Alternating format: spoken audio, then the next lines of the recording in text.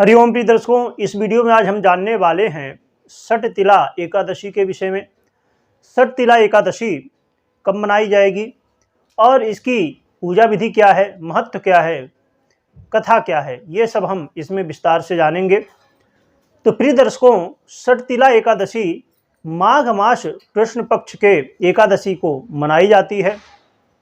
ये बहुत ही पुण्यदायिनी एकादशी और पापों को हरने वाली एकादशी होती है, जो कि इस बार 2024 में षटतिला एकादशी 6 फरवरी को मनाई जाएगी। और षटतिला एकादशी पूजन विधि और महत्व हम समझते हैं। तो षटतिला एकादशी जिस दिन हो उस दिन आपको प्रातःकाल स्नान आदि से निवृत्त होकर सबसे पहले तो आप शुद्ध अवस्था में हो जाए, अपने हाथ पैर धो लें और हाथ पैर धो के गोबर होता है उसको एकत्रित कर लें। और एकत्रित करने के बाद उसमें कपास और तिल मिला लें। कपास रुई जिसे कहते हैं, तो उसे मिला लें और उसकी कंडी बना लें, 108 कंडी बना लें। और फिर स्नान आदि से निवृत्त हो जाएं। और निवृत्त होने के बाद आपको वो जो कंडी आपने एकत्रित किया है उसे आप अपने पास रख लीजिए और फिर भगवान विष्णु की पूजन करिए। भगवान विष्णु की पूजन में धूप दीप नैवेद्य पुष्प आदि भगवान विष्णु को अर्पण करना है। और पूजा करने के बाद साथ में जब आप अर्पण करेंगे भगवान को प्रसाद, उसमें नारियल, कुम्हड़ा और साथ में जो है तो आपको बिजौरे के जो ये कपास होता है उसके दाने हैं, वो सब चीज़ें भोग में आपको लगाना है। और यदि आपके पास ये भोग में न उपलब्ध हो सभी चीज़ें, तो आप 100 सुपारी, जो सुपारी होती हैं, उनको भी आप रख सकते हैं, तो इन चीज़ों की पूर्ति हो जाएगी।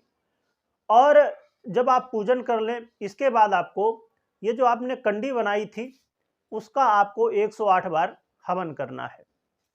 और ये षटतिला एकादशी जो है, इसका नाम जो है षटतिला, मतलब तिल को 6 प्रकार से आपको यूज करना है। वो कैसे? जब आप स्नान करें उसमें जल में मिला लें, इसका जो है तो उबटन लगाएं, साथ में इसका दान करें, हवन करें, अपने भोजन में शामिल करें। और जब आप जल पिएं उसमें भी तिल आप मिला सकते हैं। तो इस तरह करके आप तिल को 6 प्रकार से यूज करें। और इस दिन जो है तो आपको भगवान विष्णु को अर्घ्य भी देना है।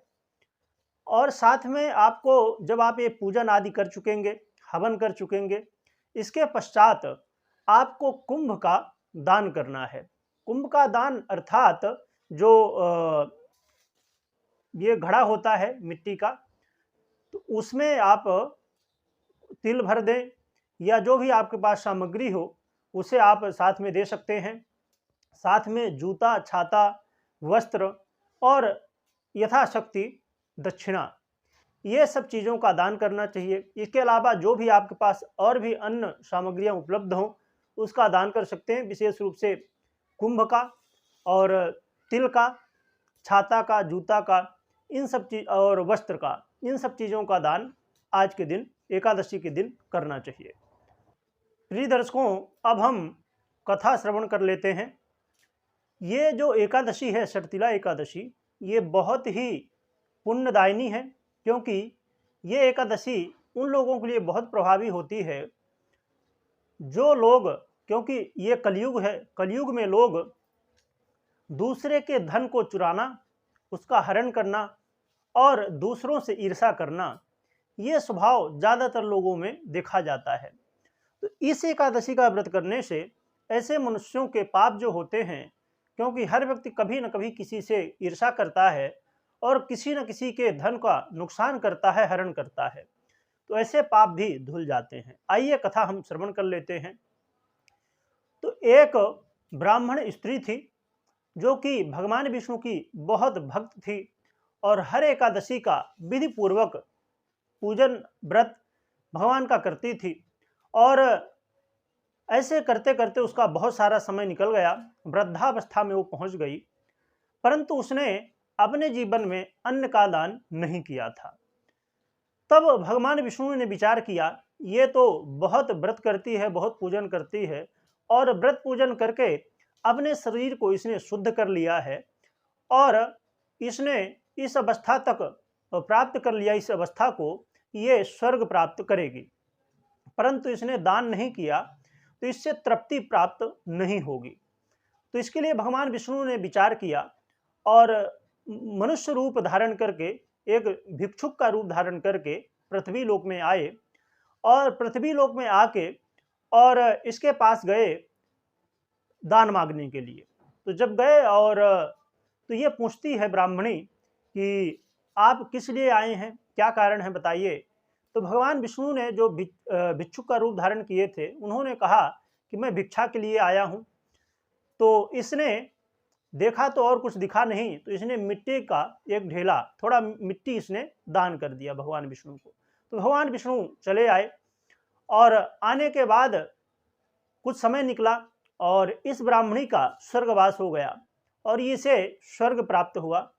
जब प्राप्त हुआ तो गई, तो इसने मिट्टी का दान किया था, एकादशी का व्रत किया था, बहुत सारे पुण्य किए थे, इसके प्रभाव से स्वर्ग तो प्राप्त हो गया और वहाँ पर गई तो बहुत अच्छा महल प्राप्त हो गया। परंतु जब महल के अंदर जाती है तो इसको वहाँ पर अन्न नहीं दिखा, और सब चीज़ें तो उपलब्ध थी पर अन्न नहीं दिखा। तब ये भगवान विष्णु के पास गई और प्रार्थना की कि हे प्रभु, मैंने इतने दान पुण्य, आपका पूजन, एकादशी का व्रत आदि आदि मैंने किया सब, परंतु मुझे अन्न प्राप्त नहीं हुआ, मेरे महल में अन्न नहीं है। तब भगवान विष्णु ने कहा कि तुम जाओ अपने महल में और तुम्हें जब देवांगनाएं देखने आएंगी, देवताओं की पत्नियां देखने आएंगी, तब तुम उनसे कहना कि पहले मुझे षटतिला एकादशी का जो व्रत है उसकी कथा सुनाओ, इसके बाद अंदर आओ। तब ये गई अपने महल में और जब देवांगनाएं देखने आई इसे, ब्राह्मणी को, तो इसने दरवाज़ा खोलने से पहले ही कहा कि यदि आप मुझे देखने आई हैं तो मुझे सबसे पहले षटतिला एकादशी की व्रत कथा सुनाइए। तब उसमें से एक देवांगना थी, उसने कहा कि मैं सुनाती हूँ, और उसने षटतिला एकादशी का व्रत का जो कथा थी, तो व्रत की कथा को उसने सुनाया और उसके बाद इसने दरवाज़ा खोला और देवांगनाएं अंदर आईं और इसे व्रत की पूरी विधि बताई। तो इसने षटतिला एकादशी का व्रत किया और एकादशी का व्रत करने से, षटतिला एकादशी का व्रत करने से इसके महल में अन्न आदि सभी सामग्रियां उपलब्ध हो गईं।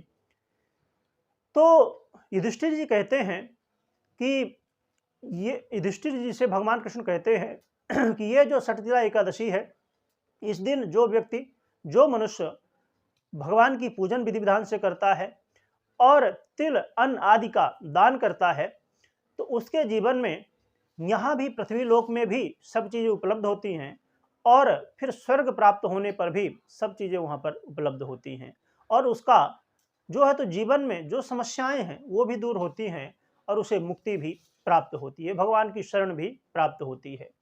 तो प्रिय दर्शकों, ये कथा बहुत महत्वपूर्ण है और इसीलिए हमें हमेशा हर वस्तुओं का दान करना चाहिए, खासकर अन्न का दान तो करना ही चाहिए, क्योंकि अन्य चीज़ें प्राप्त हों या ना हों, परंतु अन्न तो हमें प्राप्त हो, इसलिए हमें अन्न का भी दान करना चाहिए।